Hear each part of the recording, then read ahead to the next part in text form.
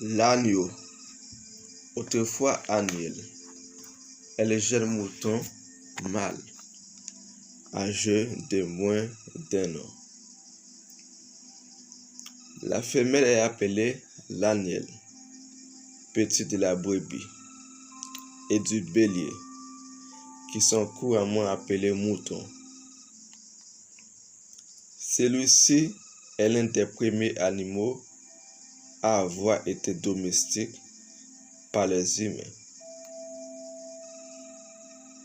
L'agneau naît après une période de gestation d'environ 5 mois. La mise bas ou annelage pouvait durer d'1 à 3 heures. La brebis donne généralement naissance à 1 ou 2 petits par portée. Le jeune mouton, lorsqu'il est un peu plus âgé, prend alors le nom d'entraîneur. L'agneau est principalement élevé pour sa viande, mais également pour sa peau et son poil. L'histoire de l'agneau, les premières traces d'élevage d'agneaux sont attestées au Moyen-Orient et remontent à plus de 12 000 ans. En 1667, Jean-Baptiste Denis, un médecin français très réputé à l'époque, est le premier à injecter le sang d'un animal à un homme.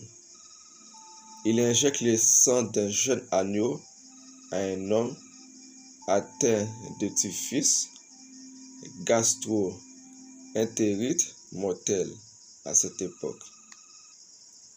L'homme meurt peu après ce qui s'avère être la première transfusion sanguine. La même année, Denis, son confrère Euméraire, effectuait la première transfusion d'homme à l'homme en reliant la terre d'un des sujets à la veine de l'autre. L'utilisation bouchère. Dans le cas des races, l'agneau doit avoir une bonne conformation. On distingue l'agneau de lait non sévré de l'agneau blanc 25 kg et l'agneau bota de 35 kg. L'agneau de présalé et l'agneau bota qu'on respecte en semi-liberté dans les présalés de la baie du Somme et la baie du Mont Saint-Michel, et dont la viande est la seule en Europe à disposer d'une AOP. Plusieurs régions bénéficient également du label IGP. On peut citer l'agneau de l'Aveyron, l'agneau de Lozère, de Pôle-Lac, de Sisteron, de Bourbonnais, de Limousin, du Périgord, du Poitou-Charentes, ou encore l'agneau de Quercy et l'agneau des Pyrénées.